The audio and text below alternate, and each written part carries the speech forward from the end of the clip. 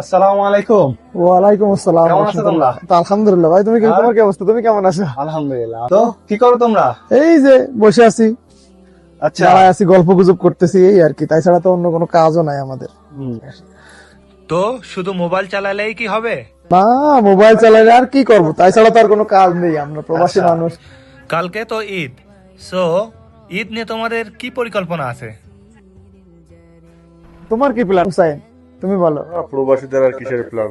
নামাজ পড়ে এসে ঘুমাবো। না ভাই, আমাদের আর কোনো প্ল্যান ট্যান নেই, ঈদের কোনো প্ল্যান নেই।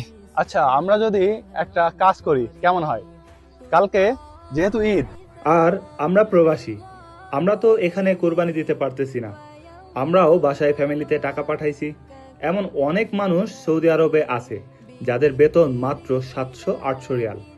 আমরা তো আলহামদুলিল্লাহ ভালো আছি। আমাদের বেতন ভালো, আমাদের সবকিছু ভালো। তো আমরা যদি একটা কাজ করি কেমন হয়? কি কাজ ভাই?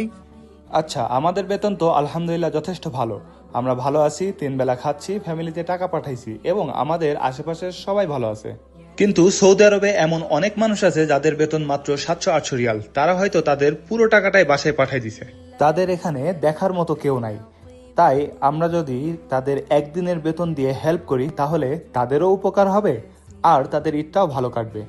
আমরা যাই করি না কেন ঈদের দিন তো ভালো মন্দ খাইতে পারবো, কিন্তু তারা হয়তো তাদের পুরো টাকাটা বাসায় পাঠায় দিয়ে না খেয়ে আছে বা না খেয়ে ঈদ কাটাবে। তো আমাদের উচিত তাদেরকে হেল্প করা, কি বলো?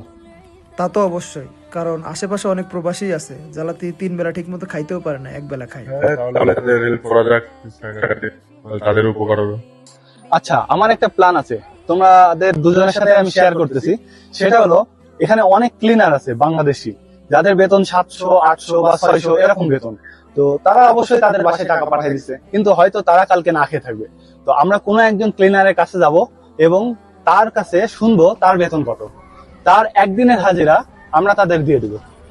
কি বলো তোমরা? হ্যাঁ, এটা তো অনেক ভালো, এটা তো অনেক অনেক সুন্দর একটা প্ল্যান হ্যাঁ, তোমার। তা তো ভালোই হয় তাহলে।